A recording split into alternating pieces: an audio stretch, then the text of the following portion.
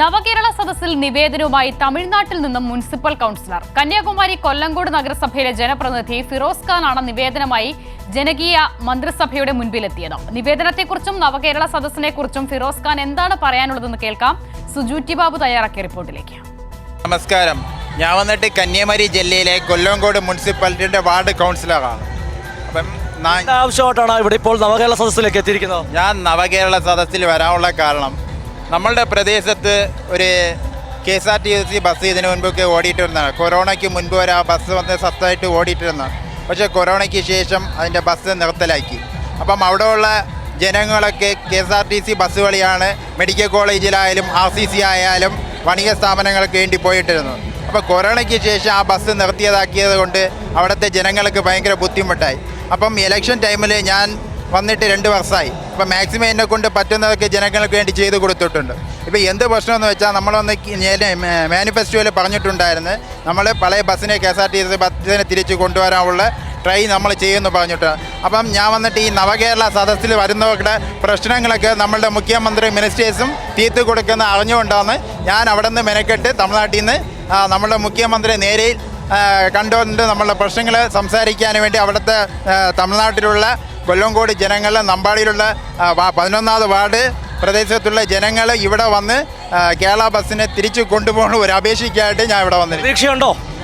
തീർച്ചയായിട്ടും പ്രതീക്ഷയുണ്ട്. കാരണം എന്തെന്ന് വെച്ചാൽ, വേറെ എന്തോ ഒരു സ്റ്റേറ്റിലും ഇങ്ങനെ ഒരു ഇതില്ല. എല്ലാ മിനിസ്റ്ററും എല്ലാ MLA കോൺസ്റ്റിറ്റ്യൂഷനും പോയിട്ട് ജനങ്ങളെ ഡയറക്റ്റായിട്ടാണ് അവരെ കാണാൻ പറ്റുന്നത്. അവരുടെ പ്രശ്നങ്ങൾ എന്തെന്ന് അവർ ചോദിക്കണേ. ഇതെല്ലാം മറ്റേ സ്റ്റേറ്റിലൊക്കെ നടക്കാനുള്ള സാധ്യതയില്ല. എല്ലാ മിനിസ്റ്ററും ഒത്തൊരുമയോടെ വരുന്നതെന്ന് ഇതൊരു കേരളത്തിൻ്റെ ഒരു ഉയർച്ചയാണ്. അപ്പം എനിക്ക് തീർച്ചയായിട്ടും പ്രതീക്ഷയുണ്ട്. എൻ്റെ പ്രശ്നം മാത്രമല്ല, എൻ്റെ ജനങ്ങളുടെ പ്രശ്നം തീർക്കപ്പെടുമെന്ന്. ഇവിടുത്തെ ആരോഗ്യ മേഖല ആയാലും ശരി, എഡ്യൂക്കേഷൻ മേഖല നല്ല വളർച്ചയിലോട്ടാണ് പോയിക്കൊണ്ടിരിക്കുന്നത്. അപ്പം അടുത്ത് മാതൃകയാക്കണമെന്നുണ്ടോ? തീർച്ചയായിട്ടും എല്ലാവരും, എല്ലാ മിനിസ്റ്ററും എല്ലാ CM-ഉം ഡയറക്റ്റായിട്ട് ജനങ്ങളെ കാണാനുള്ള അക്സസിബിലിറ്റി ഉണ്ടാക്കണം. അത് വന്നിട്ട് ഇത് ഒരു എക്സാമ്പിളാണ്. കേരളത്തെ നോക്കി മറ്റേ സ്റ്റേറ്റ് ഇത് വന്നിട്ട് പ്രവർത്തിക്കുമെന്ന് ഞാൻ ചോദിച്ചോളൂ. തമിഴ്നാടാണ് കേരളത്തിൻ്റെ വികസനത്തെ എങ്ങനെയാണ് നോക്കിക്കാണുന്നത്? കേരളത്തിൻ്റെ വികസനം എന്ന് പറഞ്ഞാൽ നല്ല വികസനമാണ്. എനിക്ക് ഇവിടുത്തെ ആരോഗ്യമായാലും ശരി, എഡ്യൂക്കേഷൻ ഡിപ്പാർട്ട്മെൻറ്റ് നല്ല ഡെവലപ്മെൻറ്റാണ്. ഞാൻ ഇവിടെ നമ്മളുടെ ഏരിയയിലുള്ളവരൊക്കെ മാക്സിമം വന്നിട്ട് ട്രീറ്റ്മെൻറ്റിന് വേണ്ടി പോകുന്നത് നമ്മളുടെ പാറശാലയുള്ള താലൂക്ക് ഹോസ്പിറ്റലാണ്. അത് കഴിഞ്ഞിട്ട് അവർ പോകുന്നത് മെഡിക്കൽ കോളേജിലാണ്. അവിടുത്തെ ഇൻഫ്രാസ്ട്രക്ചർ ഡെവലപ്മെൻറ്റ് എന്ന് പറയുന്നത് ഭയങ്കരം തന്നെ.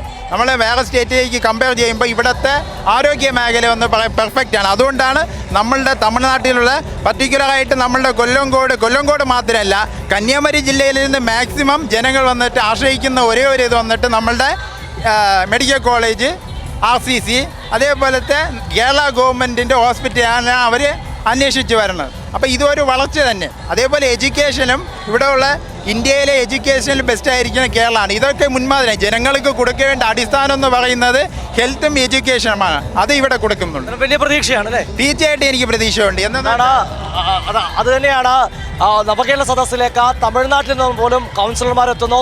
ജനങ്ങളാകെ നവകേരള സദസ്സ് ഏറ്റെടുക്കുന്ന കാഴ്ചയാണ് നവകേരള സദസ്സിൻ്റെ ഓരോ വേദിയിൽ നിന്ന് കാണുവാൻ സാധിക്കുന്ന. ക്യാമറമാൻ അഭിലാഷിനൊപ്പം സുജൂറ്റി ബാബു, കൈരളി ന്യൂസ്, തിരുവനന്തപുരം.